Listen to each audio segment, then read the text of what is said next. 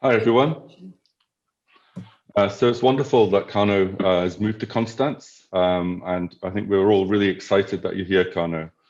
So one of the reasons I think it's so exciting is that his work covers a very wide range and unusually wide range of different species and questions. He's interested in the evolutionary origins of social intelligence and animal social cognition. And he's worked with an incredible range of species. So he comes from a comparative psychology background. He's worked with great apes, bonobos, chimpanzees, orangutans, gorillas, with birds, pigeons, and crows, with monkeys, Japanese monkeys, and humans, both children and adults. And he's going to continue much of this work here in Constance. And in particular, he, as you will see in his talk, he has pioneered the use of new technologies to study these organisms in naturalistic scenarios, such as instrument-free eye tracking on great apes, miniature logging and motion tracking to measure birds' gaze and flight trajectories, looking at also physiological measurements on animals like physiological arousal. So a lot of work on gaze copying, physiological measures of emotions, and anticipatory looking at other behavior, theory of mind, and long-term memory processes. So I think he adds a ton to our community here in Constance. And I had the great fortune that Kano came, I mean, I knew his work previously, especially the work he'd done with Dora Byro at Oxford, but it was great that he came to work here over a summer, and he achieved so much in that summer. It was an extraordinary amount of work. And so we're really honored and delighted that you're joining us in Constance, Kano. So Kano did his bachelor's, his master's, and his PhD at Kyoto University, where he spent most of his time at the Primate Research Institute. But as I mentioned a moment ago, he also spent time in the University of Oxford with Dora Byro, where he started his work on pigeons, which he continues in Constance. And now we're delighted, as I said, that from the 1st of April, he's joined us as a group leader here in Constance. So Kano, welcome, and we really look forward to your presentation. Thank you very much. And I'm really excited to be here. And then this is kind of weird situation that I want to say hi to everybody, but I cannot due to this restriction. So this is this talk is about myself, introducing myself, and then my past works, and then my future plans. So let me share the screen. So yeah, so as Ian nicely introduced, that I'm interested in the evolutionary origin of social cognition, and particularly the study of animal social cognition in naturalistic situations. And I mainly study this through an observation of gaze and direction of attention, because it reveals much about the mental process in both human and non-human animals, as it says that eyes as a window to the soul. So I actively use cutting-edge technology such as eye tracking and mocap and thermal imaging, because recent technological advances allow us to measure gaze and even physiology in non-restrained animals, even during natural behavior in some species. So I have worked with a range of phylogenetically closely and more distantly related species such as great apes, all species including humans, monkeys, and birds. More recently, monkey and birds. So first work with great apes. So I was first to employ eye tracking technology to study great ape cognition. So that here that the orangutan is watching a movie while she's drinking a grape juice. And then that they spontaneously watch movies, that they sometimes seems to even enjoy watching movie, not as much as human children do, but because that they need some grape juice incentive, but they are curious, are naturally curious about that movies. So I use these natural responses. So it's like yeah,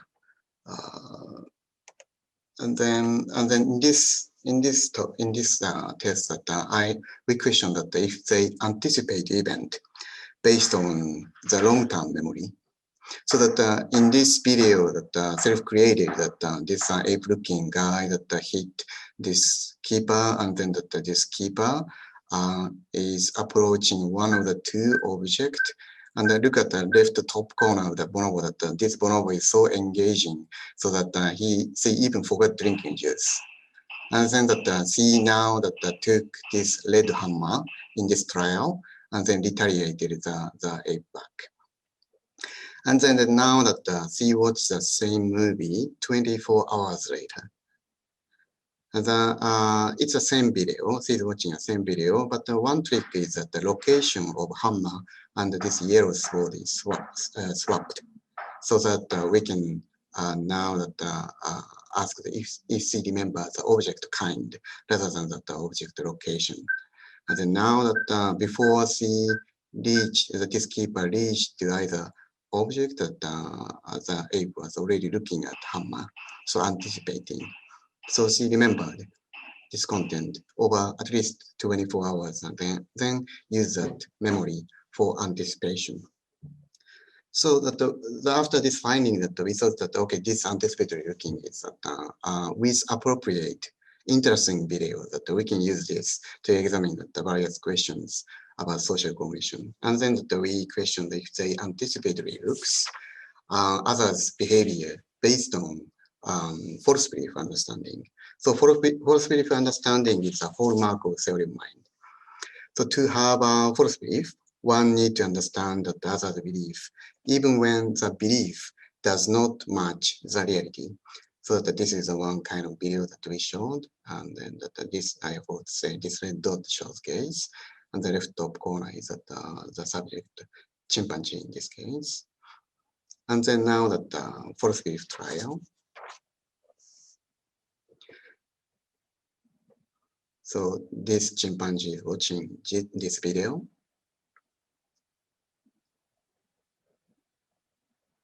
And then now that ape-like character came and agitate and hide this stone that the agent is interested in into the left box. And then agent go away out of door, and then so that the agent cannot see the situation. And then that the ape moved to the other side and finally take away. Now the agent came back. Now this agent has a false belief about the object location. So he still believes that the object in its left location, but it's not longer there. But chimpanzee nonetheless anticipated this person's belief, even though that the stone is no longer there. So that this follow-up study that replicated that finding, but with a new twist. So that this new twist is that apes self-experienced either of the two type of barriers, opaque or see-through barriers. So these two barriers look identical from afar, but it differs in their occlusive properties. See-through, you can see through in close. So ape experiences this barrier close enough to see its unique occlusive property, and also far enough to how it looks from afar. And then these two group of apes with different experiences about barriers watched this same video. And the agent hid behind the barrier instead of hiding behind the door now. And then these two groups anticipated the agent action differently according to their own experiences. So they used their self-experience to understand the other's false belief. So this suggests that apes solved the task even when they could not rely on any superficial behavioral cue. So they probably seems to represent to some extent others' false belief rather than responding particular behavioral cues. So in this, the last year that I was working on this, this was the last work in Japan, and then this is a morphological study, not eye tracking study. So that we collected tons of ape eye images, and then previous study established that the humans are unique in that nearly all individuals, all human individuals have all white sclera. So and then this trait is generally considered to have evolved for the eye-gaze communication. But the more recent study that questioned and argues that human may not be really unique in the eye-gaze signaling, because some ape species like chimpanzees and the mountain gorillas have a similarly conspicuous color contrast between iris and sclera. Like they have bright orange iris and the dark sclera. And then some ape individuals have a white sclera. So as you see in my pointer, in my cursor, and this bonobo, and this lowland gorilla, this Sumatran orangutan that are partly pigmented with melanin, but white, most as white as human to some extent. And then that to answer the question that I used image analysis, and then we collected that controlled facial images of all creative species, including humans. And then the color features of these images were quantified using the CIE lab color system. And then we use the image analysis techniques like edge detection algorithm to reveal that both eye outline and iris are clearly visible in human eye, but only iris, but not the eye outline is visible in the ape eye. So as an effect, as you see that in this schematic image, that you can see that the eye gaze direction of something or some being only when you see the both eye outline and iris. When only iris is clear, that the eye direction, that the eye gaze direction becomes suddenly clear. So that this proves that. I also tested that human chimpanzee subject in touch panel task. So in this task, that this chimpanzee required to differentiate the eye gaze direction of both human and chimpanzee eye images in both normal and unnatural inverted color. So that chimpanzee have bright orange iris and dark sclera, and the human have dark iris and the white sclera. In general, it differs between ethnicities and races, but in general.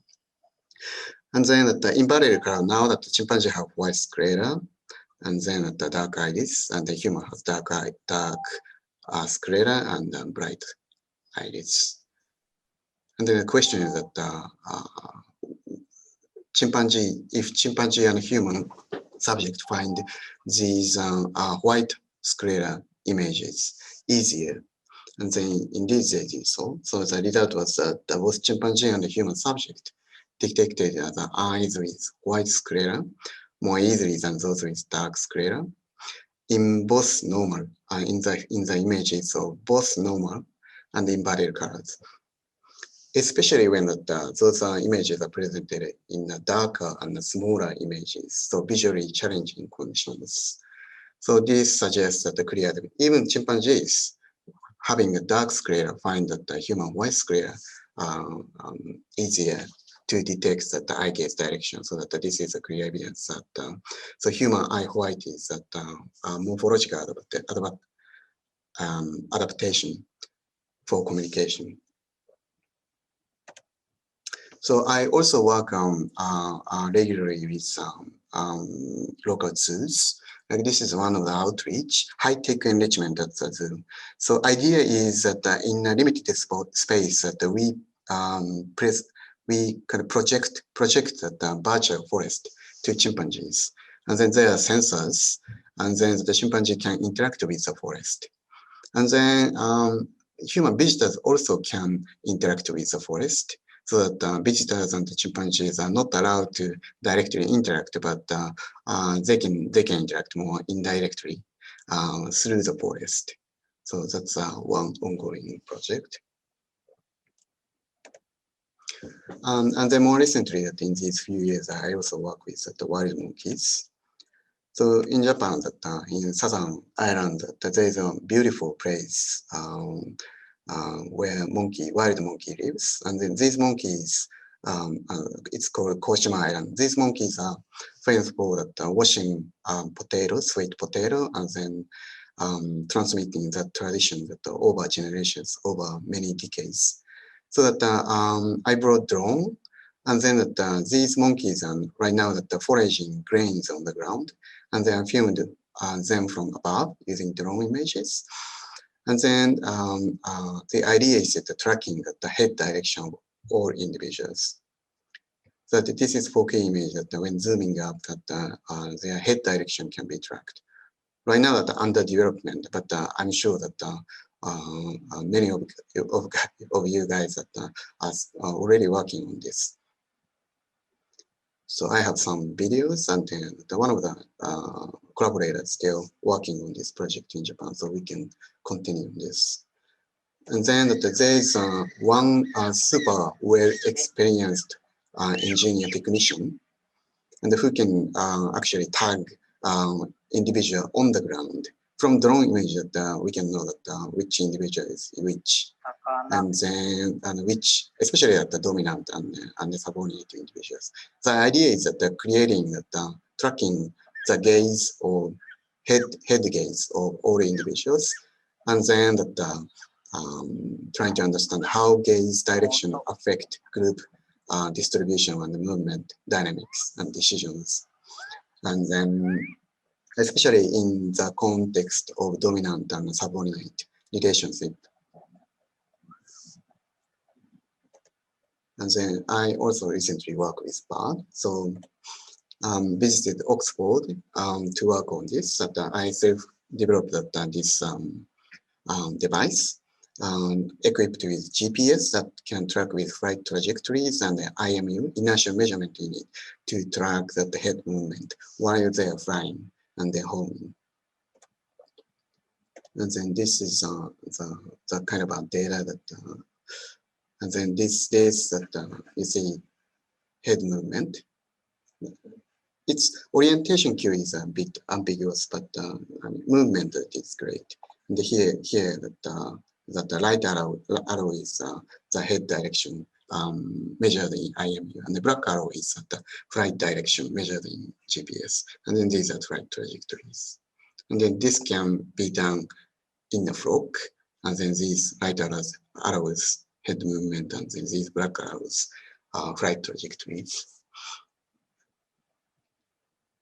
And then so far that we found when flying around, when bird is flying over clear landmarks, for example, they reduce their head movement, indicating that they are tending to those highways and railways. When they're crossing over, they reduce their overall head movement. And then when they're flying as a pair with a partner, especially when the partner is on the beside, besides that they drastically reduce the head movement. Again, that suggesting that they keep attending to the partner when flying together.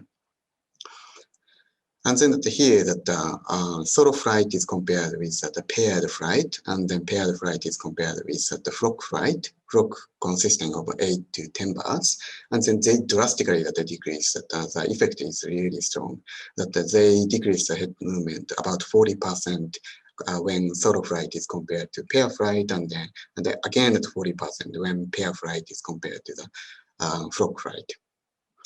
And then the additional finding is that this group size effect disappeared totally in the flight around their home loft. So they're flying in the field outside of their home loft that this group size emerge. But when they're flying around their home, and that this effect does not emerge. And then that in the flock during the field flight, the bird positioned in the front or the center showed larger head movement. So this is interesting, that kind of opposite of the edge effect typically observed in the foraging bird on the ground. So that this is probably not the vigilance. This group size effect is not related to the vigilance. So our interpretation is that this effect emerged likely because the birds were closely attending to flock members to maintain flock cohesion, or maybe avoid collision rather than decrease the predator vigilance, as often observed in the foraging bird on the ground. So this is an ongoing project with Takao Sasaki now in Georgia. And then these in this video that two birds are flying together, and then that each bird that equipped with a left camera and the right camera, and the image is combined in between, and then that they're flying together. And then now around here, so this bird is this bird, and then this bird here is this bird. So they are flying together. Now that they are approaching to highways, and then that these birds that are kind of separated, flew apart here, perhaps because that they approached the clear landmark. But they noticed immediately and then approaching, and then went a bit too far away, and then now again coming back. And then flew and flew, and then finally landing in the phone. It's kind of interesting that with sensors we can know a lot of things, but with videos that we can directly observe what's going on. But these two technologies are kind of complementary. So in 2019, that I visited for 2 months, the Megigen and Constance, and then worked in imaging with Ian and Mate and Hema and Gyuxel. And then that we use the motion capture system to reconstruct the pigeon's gaze in a flock and then individually. So we install the 4 markers on the head and the body. And then that the gaze was calibrated using an analog calibration device, self-created. And then that this is a reconstructed gaze. So bird has 2 phobias, unlike primates, in each eye. So that project on the side and to the front, so that overall that the 3 hypothesized gaze is present in each bird. So in pigeon that they mostly use the frontal gaze only when pecking, so in a very close distance, sort of from literature. But they use those side gaze. Central phobia that to attend to a distant object. So this is heat map data. So here that the data is that the location target is plotted in these heat map and in these histograms. So what you see here is that they locate the target like peanuts. Those are peanuts. Peanuts locations in 75 degrees from the north. So these are where that they have optic axis, where that they have central phobia. So they use those 75-degree angles to see the phobia, not the front gaze in this case.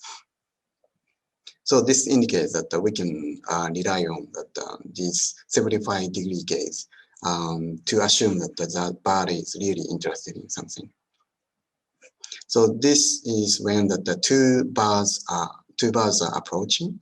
So this guy is just released, and this guy is waiting, and then this guy is want to join the flock or this another guy, and then while walking they really frequently checking each other with side gaze. Yeah, it's interesting, kind of simply doing the individual recognition test out of this looking patterns or something. So many things can be done.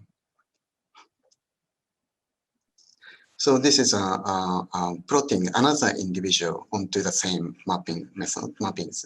So they use this 75-degree optic axis to look at another. So interesting that the gaze are a little bit biased for the right. They tend to use the right gaze slightly, but yeah, probably this is related to the general left hemisphere dominance, the dominance of left hemisphere in this species. And then this is the work by Mate, and then based on the same data that he reconstructed here on the right top, that visual feed in Blender.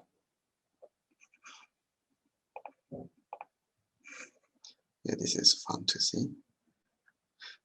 And then in Japan, in these 2 years, with dedicated students, we self-built crow house, and then we literally self-built it with nails and hammers, and then caught wild crows, and then expanding and expanding. Now that built this large hut, sort of not as large as imaging barn, but yeah.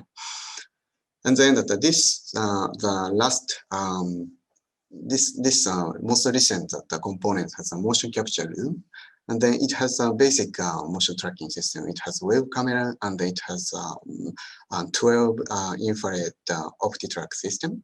And then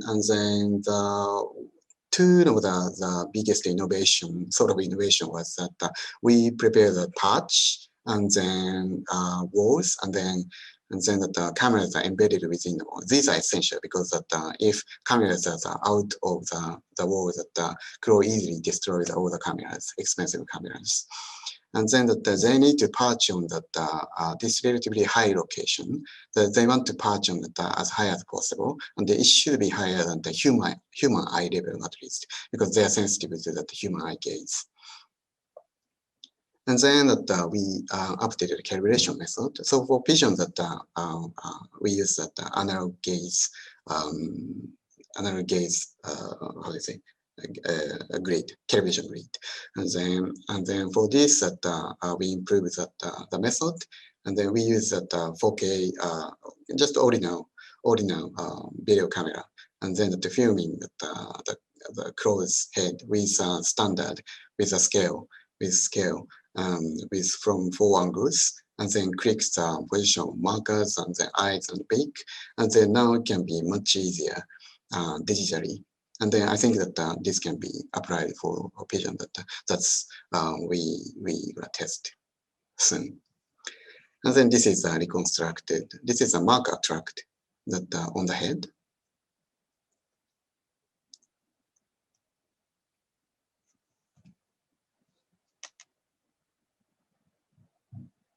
And then this is a reconstructed gaze. So now that this student that throw an interesting object and then protract that movement.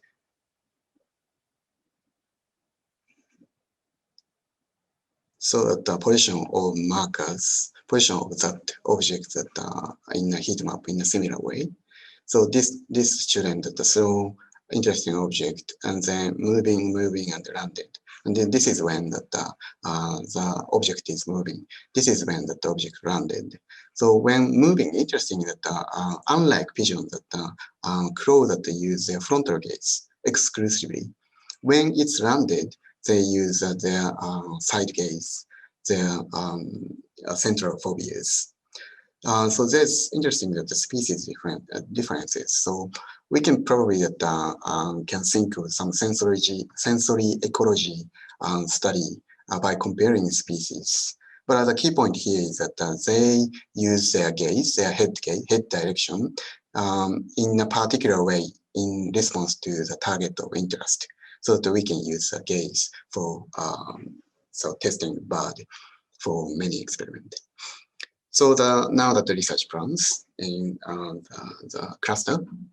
So this of course that I'd like to first stress that partly up to your interest and or discussion that I'm not here just to pursue my interest, but to here to collaborate with you. That let's discussing. So I reiterate that this talk is that saying hi to everybody. So yeah, let's talk. I'm sitting in Z914. Right now, maybe you cannot directly visit right now due to restrictions, but I'm happy to chat over internet or something. So my general aim at the cluster is to make a bridge between collective behavior and cognition studies in general. And then so here's 2 problems maybe. Cognition research has traditionally studied individual level cognition, but not collective mind, and often lacks ecological validity in experiment. Many people say this. And then I don't know that you agree with this, but collective behavior research also need to consider not only overt behavioral cues, but also more subtle cues such as attention, and then to better explain behavior. And then need to consider how social cognition works during collective behavior. And then I think that the main first and probably main topic will be the joint action and attention in naturalistic social interaction in human, non-human animals. So this joint action, this term is defined by psychologists. So any coordinated actions in space and time between 2 or more individuals to produce a joint outcome. So any activity by a group of human or non-human animals, in which the resulting performance is not the sum of individual activities. So the focus is interaction rather than the individual cognition. So now that we have this vision, so vigilance is a kind of interesting starting point. So vision sort of collaborate for vigilance. Vigilance can be one type of collaboration or joint action, because individual birds tend to be less vigilant when they are with more individual in the flock during foraging. So they benefit by flocking. But there's decades of argument that if this is really a collaboration, if this is due to the advantage of a flock having many eyes, or just a simple non-collaborative effect such as dilution. So what we critically want to know is that the interactive aspect of vigilance, so specifically how attention is distributed in a group and how individuals adjust their attentional and the behavioral state according to others. And so this is a kind of just for trying that made hypothetical sky diameter 20 meter over the imaging band, and then at how collectively the gaze is distributed over sky. So what we can possibly do is presenting a predator how group attention changed before, after, during that.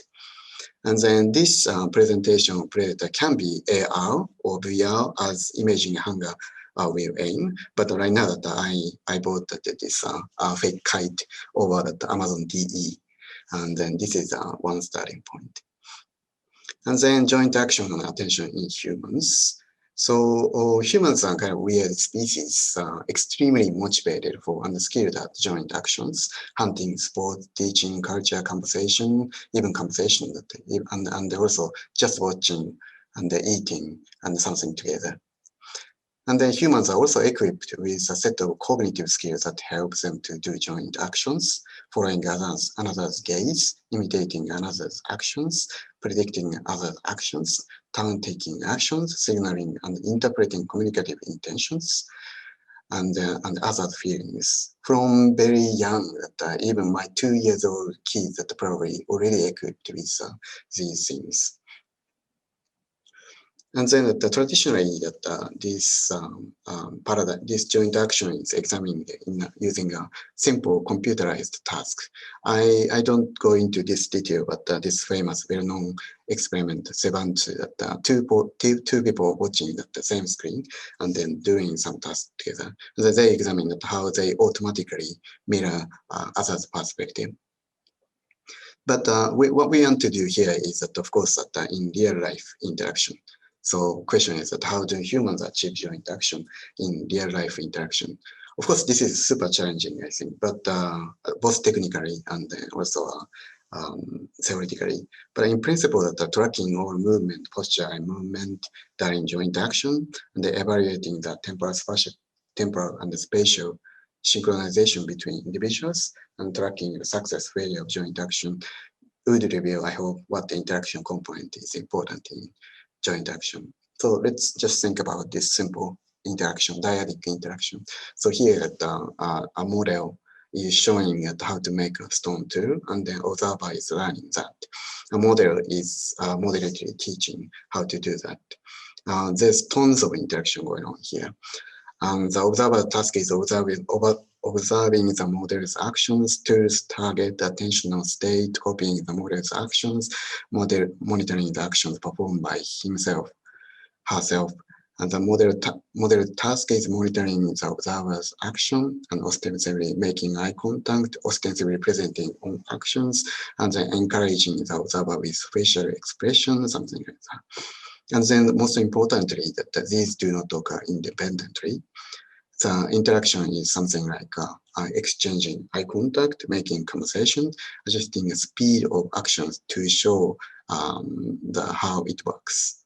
And then in the interaction, the actions synchronize, take turns, become similar in forms, and both model and observer monitor the progress of whole process and confirm the milestone small achievement. And then probably that more encouraged by confirming that the small achievement something. So we want to quantify this.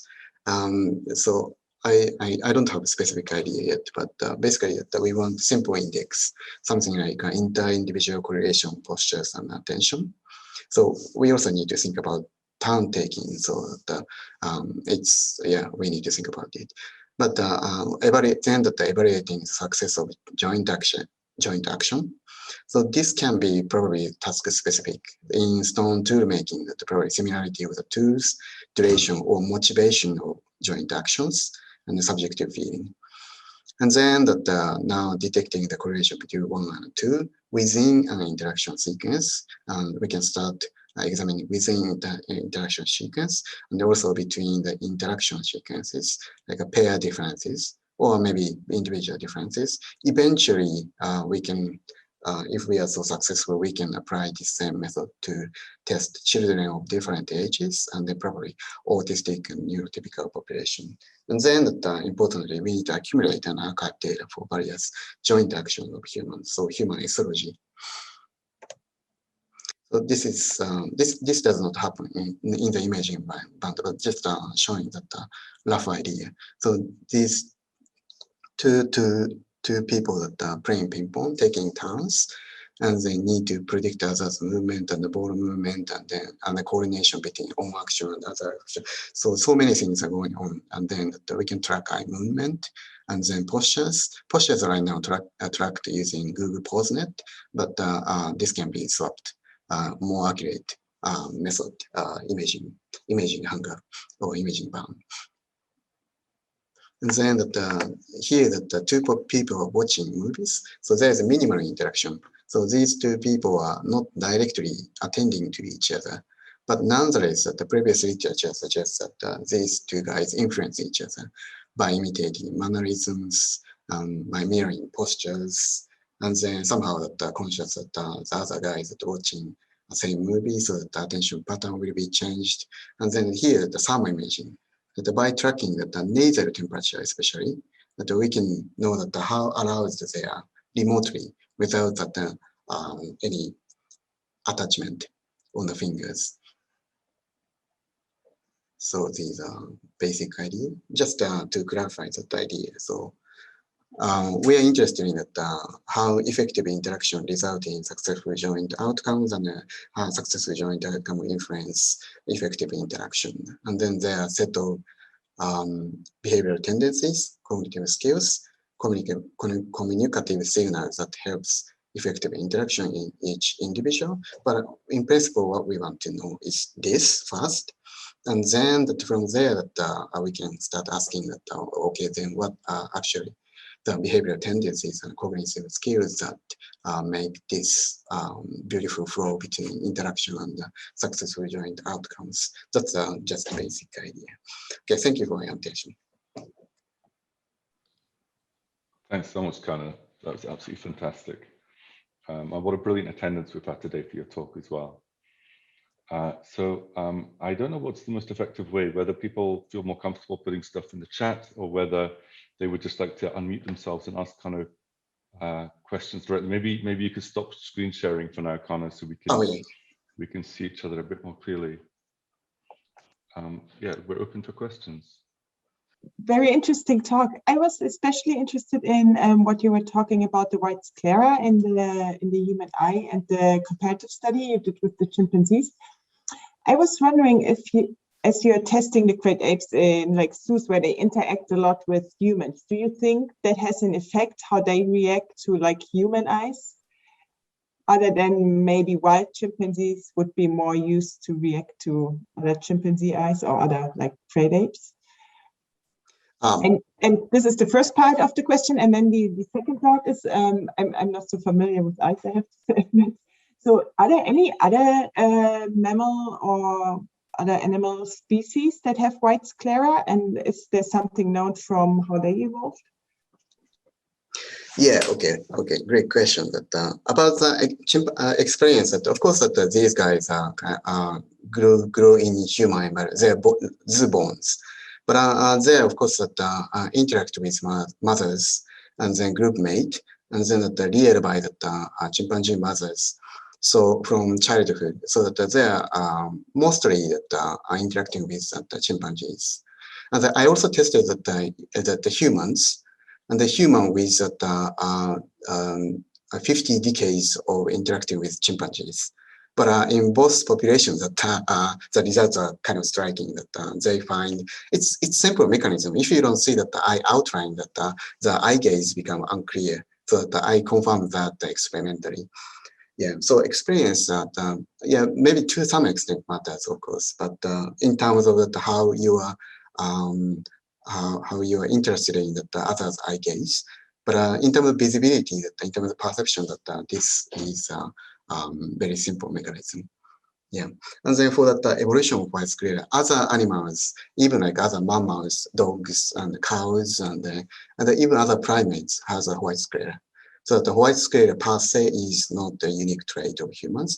But one interesting thing that we have exposed squirrel. This is kind of weird trait of all great ape has. So great apes that perhaps evolved this exposed squirrel to see that something with eye movement. So that with a heavier head, there's a huge more cost in moving head like this.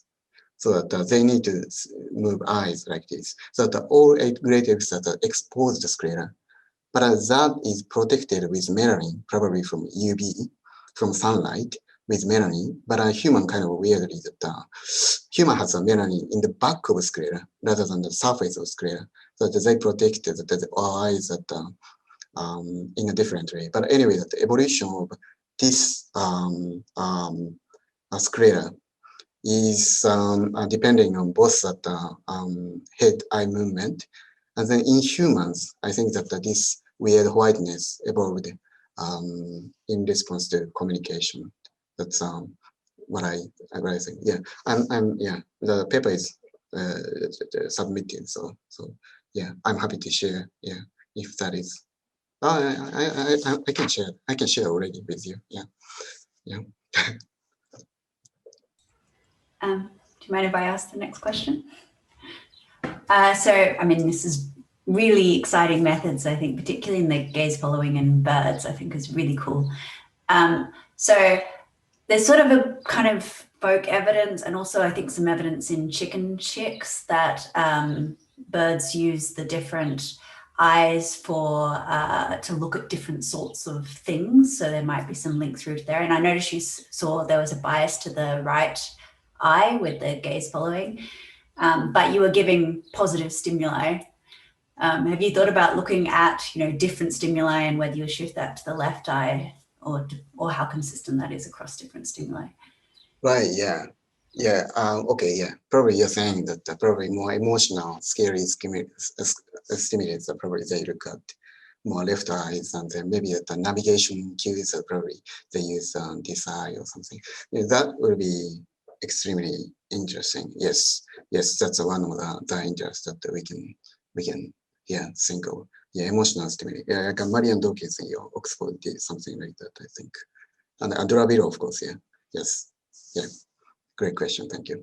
Just a note, that's also true of fish. So it's probably something very, very conserved evolutionarily. Say it, or shall I just say it? Yeah, I can ask it live. I was just wondering why like in the videos you showed to, I think they were chimpanzees or bonobos, one person was human-like and the other was dressed like an ape. Was there a reason that one was human and the other wasn't? Oh no. We know that that those ape-like characters that attract the attention of apes. That kind of slightly upset. That looks funny to you, right? That's a comic. That's a comical to human eyes, but that's kind of look serious to the apes, and we knew that. And then we use that character to fight against the familiar guy, and then to make them excited and then keep them more attentive. So that they of course know that is not their conspecific. They probably think that is a weird alien looking character, and then just to attract attention. So you know that the biggest innovation that we created in this series of projects is that we are the first chimpanzee director. So we are a director that create movies for chimpanzees. We know that how to interest chimpanzees. So that's the innovation that we created in this project. Thank you. So Hannah, I think you're next on the. Hi. That was an awesome talk, and I'm definitely going to send you an email because there might be some stuff coming up soon where I'm trying to do something a little similar. But I am interested in when you've got the birds, the pigeons, and you've got 75-degree angle of interest, and you're saying that there's 2 points of focus. How do you decide which one they're paying attention to when we're kind of looking for an interaction?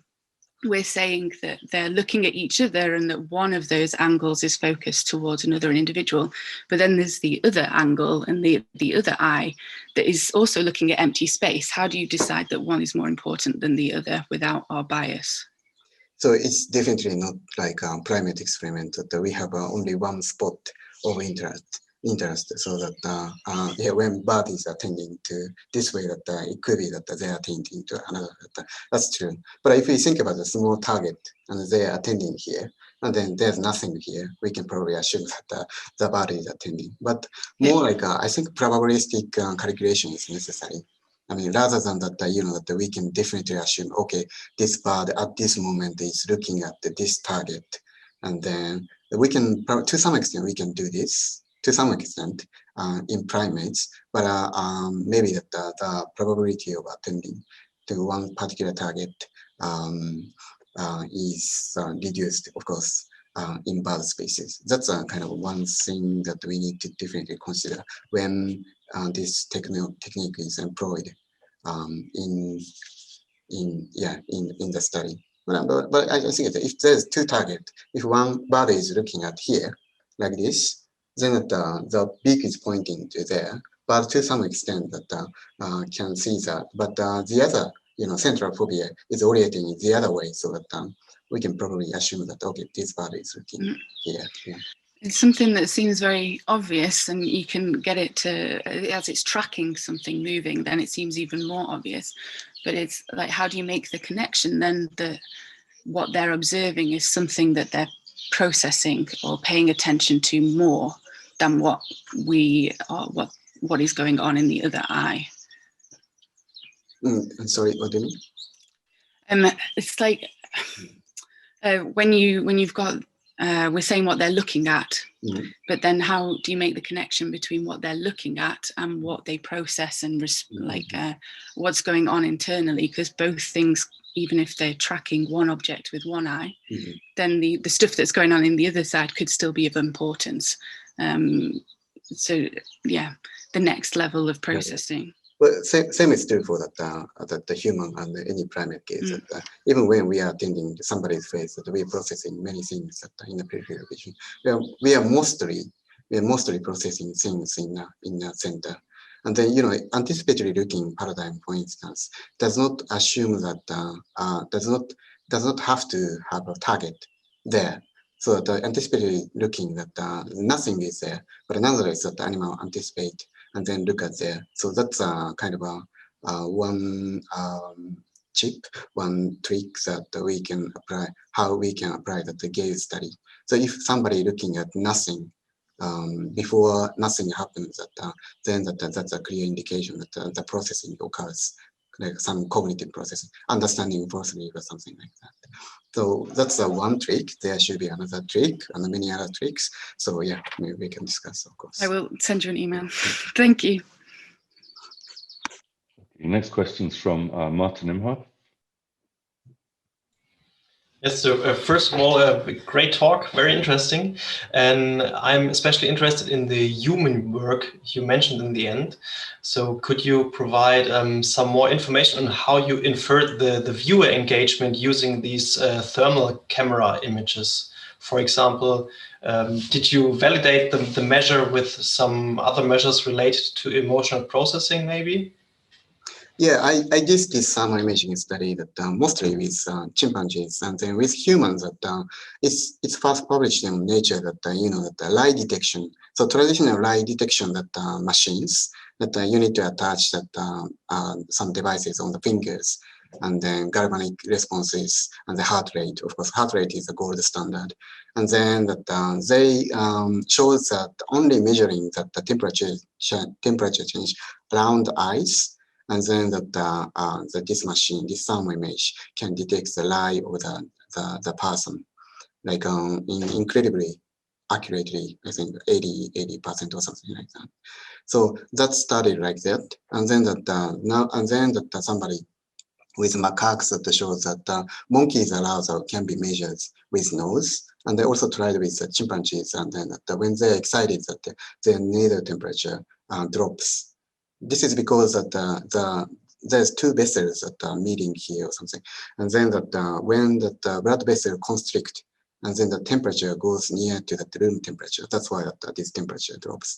When chimpanzees are excited, I sometimes observe like 2 degrees of decrease in 30 seconds. So that's in some situations that it's very clear signal. Yeah, and then the biggest advantage is that we can do this remotely. Then of course with humans, maybe he can create that heart rate, and which is called the standard. Maybe that it could be better for some purposes, but this advantage applies to the many other animals because there's no need to attach to the tiny string. Thanks. A short follow-up. So what is the resolution of the temporal resolution of your thermal cameras then? Temporal resolution is like a normal camera, or maybe 60 hertz. Okay. Yeah. Okay, so very fast. Thank you. Yeah, thank you. And Himal, you're next. Hi. Yeah, Kano, first of all, super awesome talk, and thanks for having this. I really love the idea with crows not destroying the cameras and creating the boxes. I think we should definitely consider it for both the facilities, because we do have, I just think that that's something that we must do. So I'm happy that you're here. The other thing I wanted to somehow attach it to what Hannah was saying is that I think we can test attention now fairly well.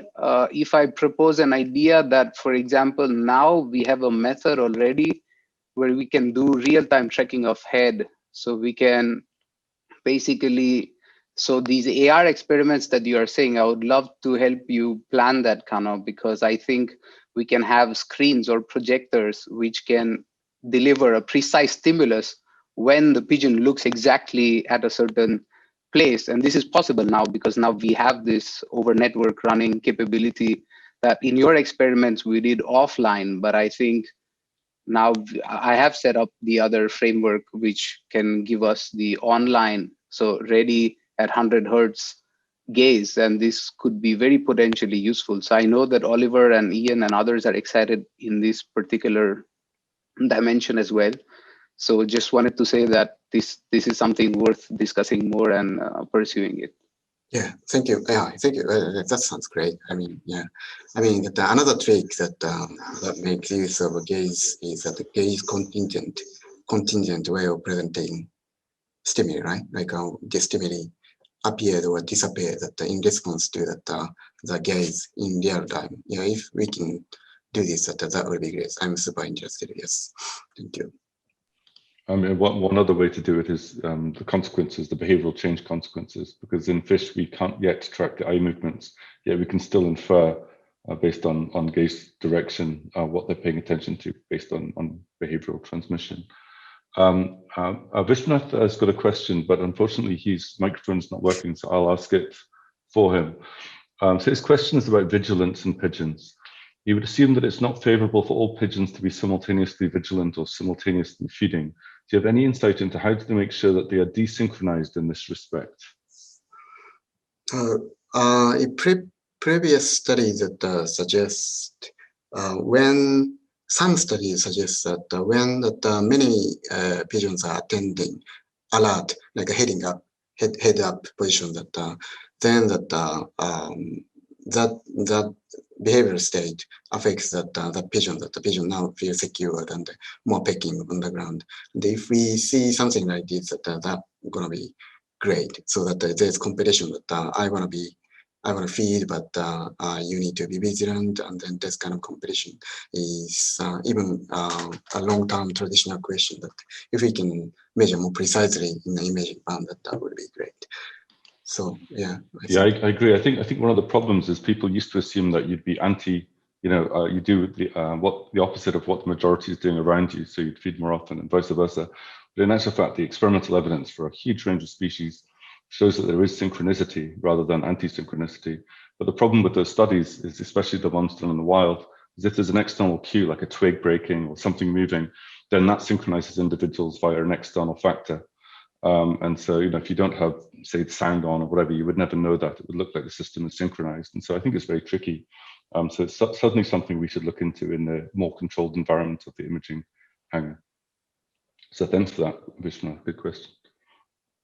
Do we have any further questions?